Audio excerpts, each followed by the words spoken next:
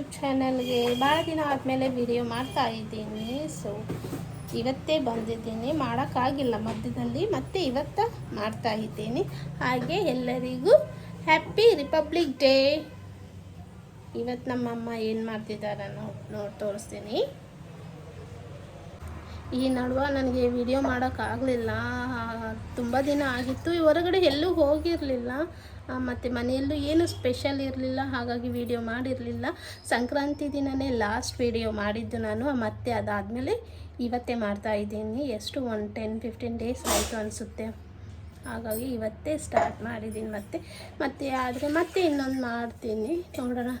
ಇನ್ನೊಂದು 2 ಡೇಸ್ ಬಿಟ್ಟು ಮತ್ತೊಂದು ಮಾಡೋಕ್ಕಾಗುತ್ತಾ ಇಲ್ಲ ಅಂತ, ಎಲ್ಲಿಗಾದ್ರೂ ಹೊರಗಡೆ ಹೋದರೆ. ಓಕೆ, ಇವತ್ತು ಮನೆಯಲ್ಲಿ ಪೂರಿ ಮಾಡ್ತಾ ಇದ್ದೀವಿ, ಅದಕ್ಕಾಗಿ ಹಿಟ್ಟು ಕಲಿಸ್ಕೊತಾ ಇದ್ದೀನಿ. ಮೈದಾ ಹಿಟ್ಟು.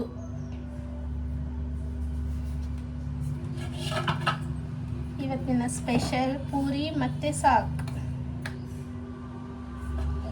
ಪೂರಿ ಸಾಕು ಇದು ತಗೊಂಡಿದ್ದೀನಿ ಇವಾಗ.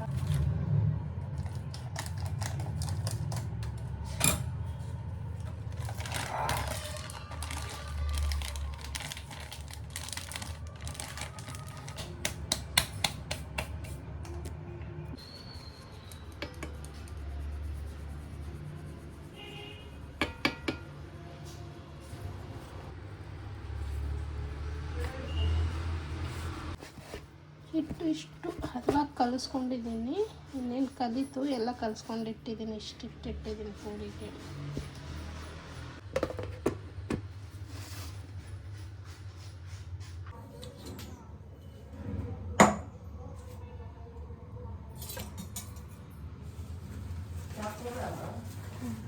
ಏನು ಫಸ್ಟ್ ಕೊಬ್ಬರಿ ಹಾಕ್ಬೇಕಂದ್ರಮ್ಮ? ಕೊಬ್ಬರಿ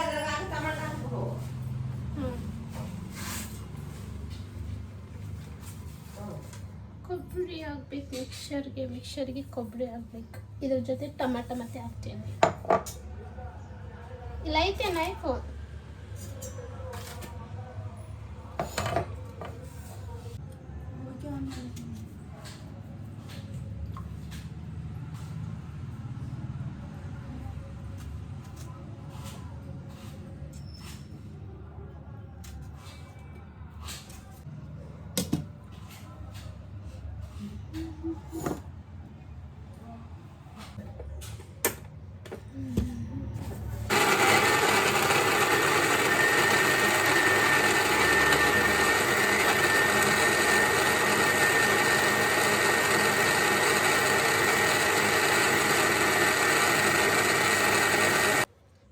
ಕೊಬ್ಬರಿನ ಒಟ್ಟಿಗೆ ಮಿಕ್ಸಿಗೆ ಹಾಕೋದು ನಾನು ಇವತ್ತೇ ನೋಡಿನಿ.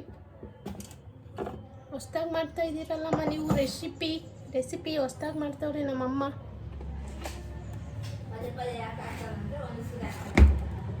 ಪೂರಿ ಹಿಟ್ಟನ್ನ ಎಲ್ಲನ ಸೈಡ್ಗೆ ಇಟ್ಬಿಡ್ತೀನಿ, ಮತ್ತು ಇದನ್ನು ತೆಗೆದಿಟ್ಬಿಡ್ತೀನಿ. ಪೂರಿ ಮಾಡಿಲ್ಲ ಇನ್ನು, ಬಟ್ ಸಾಗು ಮಾಡ್ತಿದ್ದೀವಿ. ನೋಡಿ, ಸಾಗು ರೆಡಿ ಆಗ್ತಾ ಇದೆ. ಒಗ್ಗರಣೆ ಹಾಕಿಟ್ಟಿದ್ದಾರೆ ನಮ್ಮಮ್ಮ ಎಲ್ಲ.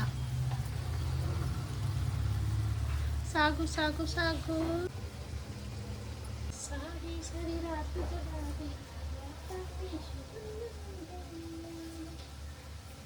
ನೋಡಿ, ಇಷ್ಟು ಜರಡಿಗೆ ಇಟ್ಕೊಂಡಿದ್ದೀನಿ. ಆದರೆ ಇದು ಸ್ವಲ್ಪ ಜಾಸ್ತಿ ಆಯಿತು, ಸ್ವಲ್ಪ ಸಾಕು ನನಗೆ. ಇದ್ರೊಳಗೆ ಹಾಕ್ಕೊಂಡು ಕಲಿಸ್ಕೊಂಡಿರ್ತಿದ್ದೀನಿ. ಏನಾಗಿ ಅದು ಪುಟಾಣಿ ಪುಡಿ ಮತ್ತು ಹಾಕಿದ್ದು ರೆಡಿ ಆಯಿತು ಪಲ್ಯ. ಇದು ಬಿಸಿಲದು ರಿಫ್ಲೆಕ್ಟ್ ಆಗ್ತದೆ ನೋಡಿ. ರೆಡಿ ಆಯಿತು ಪಲ್ಯ. ಪೂರಿ ಒಂದೇ ಬಾಕಿ ಇದೆ. ಇನ್ನು ಕಲಿಸುವಾಗ ಸ್ವಲ್ಪ ಜಾಸ್ತಿ ನೀರು ಹಾಕ್ಬಿಟ್ಟಿನಿ, ಅದಕ್ಕೆ ಸ್ವಲ್ಪ ಇದಾಗ್ಯದ. ಚೆನ್ನಾಗಿ ಮಾಡಿಕೊಂಡು ಸ್ವಲ್ಪ ಜಾಸ್ತಿ ಹಿಟ್ಟು ಹಚ್ಕೊಂಡು ಮಾಡ್ತೀನಿ ಪೂರಿನ. ಹಿಟ್ಟೆಲ್ಲ ರೌಂಡ್ ಮಾಡಿಟ್ಟಿದ್ದಾರೆ. ಇದನ್ನು ಇವಾಗ ನಾನು ತಿಕ್ತೀನಿ. ಪೂರಿನ ಚೆನ್ನಾಗಿ ಬಿಡಿಸ್ಕೊಂಡು ತಿಕ್ತೇನೆ. ಹೆಂಗಾಗ್ಯದ ನೋಡು. ಸ್ವಲ್ಪ ಜಾಸ್ತಿ ಆಗಿಬಿಟ್ಟದ ನೀರು. ಕಲಿಸುವಾಗ ಸ್ವಲ್ಪ ಜಾಸ್ತಿ ನೀರು ಹಾಕ್ಬಿಟ್ಟೇನೆ.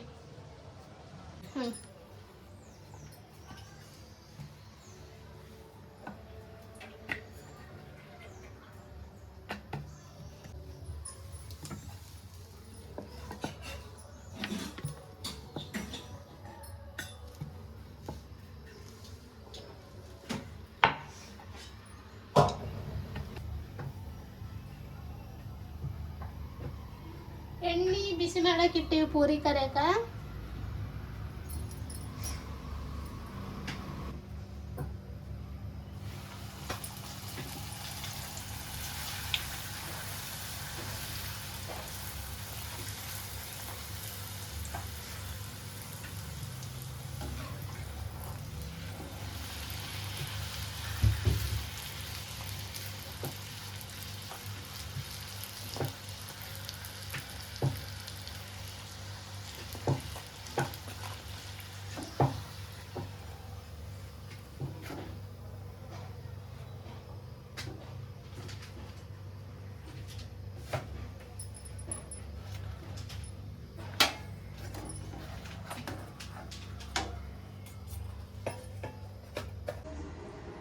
ಪೂರಿ ತಿಂತಾ ಇದ್ದೀನಿ. ಪೂರಿ ನಾಷ್ಟಕ್ಕೆ ತಿನ್ನೋಣ ಬನ್ನಿ ಎಲ್ಲರೂ.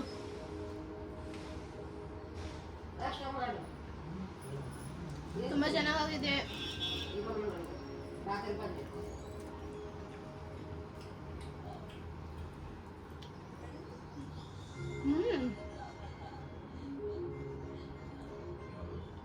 ನಿನ್ನೆ ಹುಣ್ಣಿಮೆ ಇತ್ತಲ್ವಾ, ನಮ್ಮ ಮನೇಲಿ ಸ್ವಲ್ಪ ಸ್ವೀಟ್ ಮಾಡಿದ್ರು, ಅದು ಹೂರಣದಿಂದ ಅದನ್ನು ಉಳಿದಿದೆ ಇನ್ನು, ಅದಕ್ಕೆ ಹಾಗಾಗಿ ಇವತ್ತು ಮತ್ತೆ ಏನಾದರೂ ಸ್ವೀಟ್ ಮಾಡೋಣ ಅಂದ್ಕೊಂಡಿದ್ವಿ. ನೋಡಿ ಕರಿ ಕಡುಬು ಮಾಡಬೇಕಂತ ಅಂದ್ಕೊಂಡಿದ್ವಿ. ಅದೇ ನಾನು ಹಿಟ್ಟೆಲ್ಲ ಕಲಿಸ್ಬಿಟ್ಟಿದ್ದೀನಿ, ಕಡುಬಿಗೆಲ್ಲ ರೆಡಿ ಮಾಡ್ತಿದ್ದಾರೆ.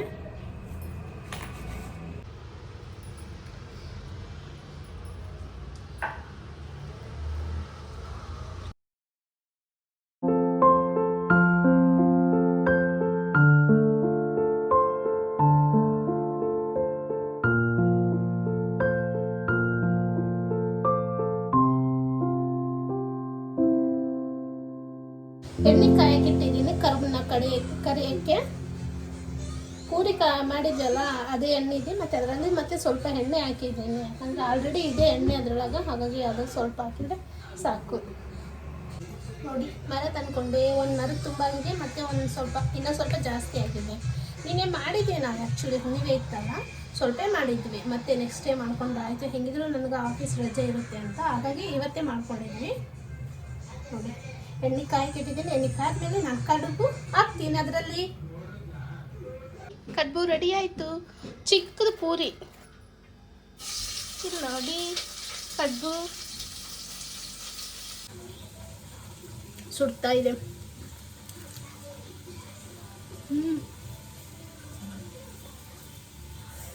ಟೇಸ್ಟಿಯಾಗಿದೆ. ಈಗ ಈ ಥರ ಮಾಡ್ತಾ ಇರ್ತಾರಲ್ಲ, ಬಿಸಿ ಬಿಸಿ ಕಡುಬು ತುಂಬ ಚೆನ್ನಾಗಿರುತ್ತೆ. ಅದು ಆರಿದ ಮೇಲೆ ತಿನ್ನೋದಕ್ಕಿಂತ ಬಿಸಿದು ತುಂಬ ಟೇಸ್ಟಿಯಾಗಿರುತ್ತೆ. ಕೂಡ ಹಾಕೊಂಬರ್ತೀವಿ.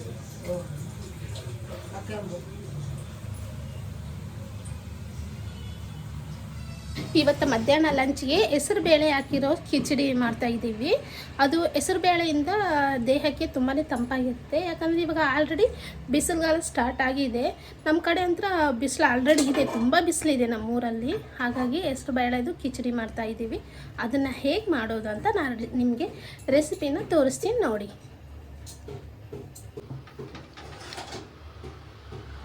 ಕುಕ್ಕರ್ ಇಟ್ಕೊಂಡಿದ್ದಾರೆ, ಕಿಚಡಿ ಅದರಲ್ಲೇ ಮಾಡೋಣ ಅಂತ. ಆಲ್ರೆಡಿ ಆಯಿಲ್ ಮತ್ತೆ ಹಾಕ್ಕೊಂಡಿದ್ದಾರಮ್ಮ. ಆಯಿಲ್ ಜೊತೆ ಆಯಿಲ್ ಬಿಸಿಯಾಗಿತ್ತು, ಹಾಗಾಗಿ ಉಳ್ಳಾಗಡ್ಡೆ ಹಾಕ್ಕೊಂಡ್ಬಿಟ್ರು ಅವರು. ಕಟ್ ಮಾಡಿ ಇಟ್ಟಿತ್ತು ಆಲ್ರೆಡಿ, ಉದ್ದುದ್ದ ಹೆಚ್ಚಿದ ಈರುಳ್ಳಿ ಹಾಕ್ಕೊಂಡ್ರು.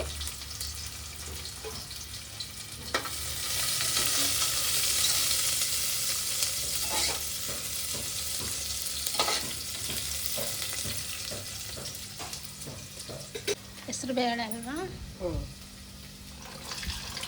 ಹೆಸರು ಬೇಳೆ ನೆನೆ ಹಾಕಿತ್ತು, ಆಗಲೇ ಬೆಳಗ್ಗೆನೇ ನೆನೆ ಹಾಕಿತ್ತು. ಅದು ನೆಂದರೆ ಚೆನ್ನಾಗಿರುತ್ತೆ ಅಂತ. ಇವಾಗ ನೀರೆಲ್ಲ ಬಸ್ಕೊಂಡು ಅದರೊಳಗೆ ಅಡೆ ಹಾಕಬೇಕು.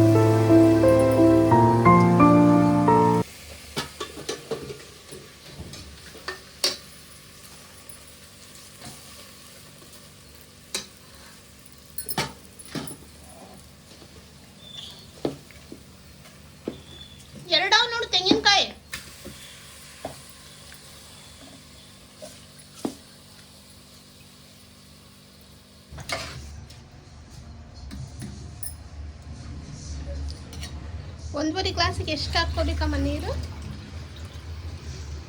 1 ಗ್ಲಾಸ್ಗೆ 1 ಚೆಂಬಿಗೆ ಅಳತೆ ನೋಡಮ್ಮ. 1 ಗ್ಲಾಸ್ಗೆ 2 ಗ್ಲಾಸ್ ಹಾಕ್ತೇವೆ. 1 ಗ್ಲಾಸ್ಗೆ 2 ಗ್ಲಾಸ್ ನೀರು ಹಾಕ್ಕೊಂಡಾರ ಅಂದರೆ ನಮ್ದು ಇದು ತೆಂಬಿಗೆ. ಇದು ನೋಡಿ, ಇದು ಅಳತೆ ತೆಂಬಿಗೆ.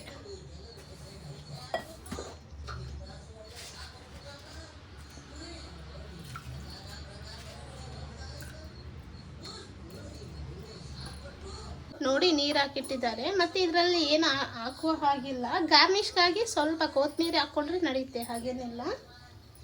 ಸ್ವಲ್ಪ ಕೊತ್ತಂಬರಿ ಹಾಕ್ಕೋಬೇಕು. ಕಟ್ ಮಾಡ್ಕೊಂಡಿರೋ ಕೊತ್ತಂಬರಿ.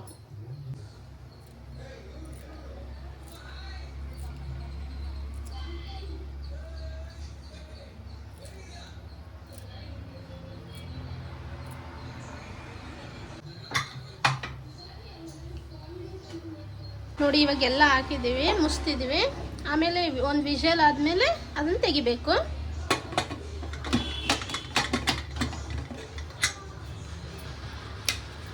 ರಬ್ಬರ್ ಸರಿ ಕುಂತಿರಲಿಲ್ಲ. ಮುಗೀತು. ಇವಾಗ ಎಲ್ಲ ಆಗಿದೆ. ಅದು ಒಂದು ವಿಷಲ್ ಆದಮೇಲೆ ಮತ್ತೆ ಓಪನ್ ಮಾಡಬೇಕು. ಎಲ್ಲ ಹಾಕಿ ಇಟ್ಟಿದ್ದೀವಿ, ಅದಾಯಿತು. ಮತ್ತು ರಿಪಬ್ಲಿಕ್ ಡೇ ನೀವೆಲ್ಲ ಹೇಗೆ ಆಚರಿಸಿದ್ರಿ? ನಾವಂತ್ರ ಎಲ್ಲೂ ಹೋಗಂಗಿಲ್ಲ, ಎಲ್ಲೂ ಇಲ್ಲ. ನಾವು ಅಂದರೆ ಇಲ್ಲಿ ಹೋಗಂಗೆ ಎಲ್ಲಿ ಇಲ್ಲ ಹೋಗಕ್ಕೆ. ನಾನಿವಾಗ ಡ್ಯಾನ್ಸ್ ಪ್ರೋಗ್ರಾಮ್ ನೋಡೋಕೆ ಬಂದಿದ್ದೀನಿ. ಇವತ್ತು ರಿಪಬ್ಲಿಕ್ ಡೇ ಅಲ್ವಾ. ಇಲ್ಲಿ ನಮ್ಮ ಮನೆ ಹತ್ರ ಒಂದು ಪಂಡಿತ್ ಸಿದ್ದರಾಮಯ್ಯ ಜಂಬಲ್ದಿನ್ನಿ ಅನ್ನೋ ಒಂದು ಇದಿದೆ, ರಂಗಮಂದಿರ ಇದೆ. ಅಲ್ಲಿ ಡ್ಯಾನ್ಸ್ ಪ್ರೋಗ್ರಾಮ್ ನೋಡೋಕೆ ಬಂದಿದ್ದೀನಿ.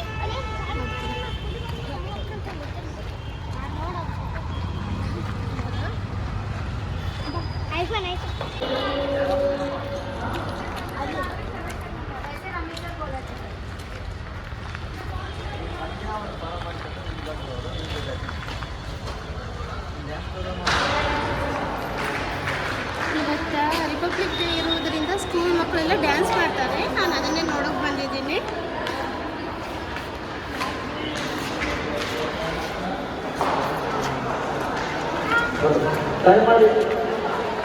ಶಿಕ್ಷಣ ಇಲಾಖೆಯ ಅಧಿಕಾರಿ ವರ್ಗದವರು ವೇದಿಕೆಯ ಮುಂಭಾಗದಲ್ಲಿ ಬರಲಿಕ್ಕೆ ಕೇಳಿಕೊಳ್ತೇನೆ. ಅದೇ ರೀತಿಯಾಗಿ ವಿವಿಧ ಇಲಾಖೆಯಿಂದ ಬಂದಿರುವಂತಹ ಅಧಿಕಾರಿಗಳು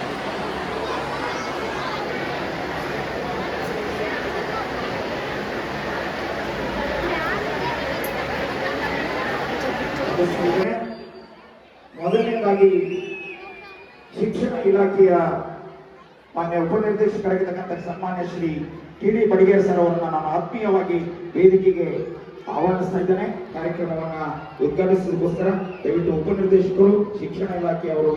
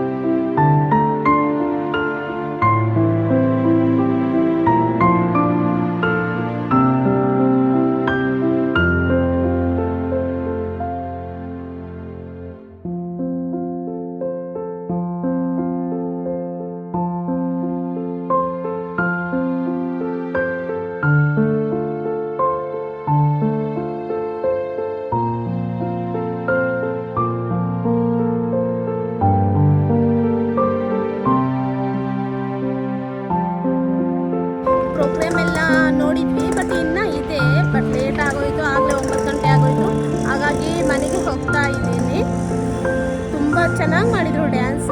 ಎಲ್ಲ ಸ್ಕೂಲ್ ಹುಡುಗರು ಬಂದಿದ್ದರು, ಎಲ್ಲ ನಮ್ಮ ಸುತ್ತಮುತ್ತ ಹಳ್ಳಿಯವರು ಮತ್ತು ಇಲ್ಲಿ ಸಿಟಿಗಿರೋರು ಎಲ್ಲರೂ ಬಂದಿದ್ದರು. ತುಂಬ ಚೆನ್ನಾಗಿತ್ತು ಪ್ರೋಗ್ರಾಮ್. ಇನ್ನು ಇದೇ ಲೇಟ್ ಆಗುತ್ತೆ, ಆದರೆ ನಾನೇನು ಮಾಡಲಿ, ಟೈಮ್ ಆಗಿಬಿಡ್ತು. ಹಾಗಾಗಿ ಲೇಟ್ ಆಗುತ್ತೆ ಮನೆಗೆ ಹೋಗೋಷ್ಟಿಗೆಲ್ಲ ಅಂತ ನಾನು ಹೊರಡ್ತಾ ಇದ್ದೀನಿ. ಈ ಬ್ಲಾಗ್ ಎಂಡ್ ಮಾಡ್ತಾ ಇದ್ದೀನಿ, ಯಾಕಂದರೆ ನಾನು ಈಗ ಟೈಮ್ ಆಗೋಯ್ತು, ಮನೆಗೆ ಹೋಗ್ತಾ ಇದ್ದೀನಿ. ಮತ್ತೇನು ಪ್ರೋಗ್ರಾಮ್ ಇಲ್ಲ, ಈಗ ಹೋಗೋದು, ಊಟ ಮಾಡೋದು, ಮಲ್ಕೊಳ್ಳೋದು ಅಷ್ಟೇ ಪ್ರೋಗ್ರಾಮ್ ಇದೆ. ಹಾಗಾಗಿ ಬೆಳಗಿಂದ ಮಾಡಿರೋ ಬ್ಲಾಗ್ ಇವಾಗ ಎಂಡ್ ಮಾಡ್ತಾ ಇದ್ದೀನಿ. ನೋಡಿ ನನ್ನಿಂದ ಇದು ತುಂಬ ಚೆನ್ನಾಗಿತ್ತಲ್ವ ಪ್ರೋಗ್ರಾಮ್. ಬಾಯ್ ಬಾಯ್.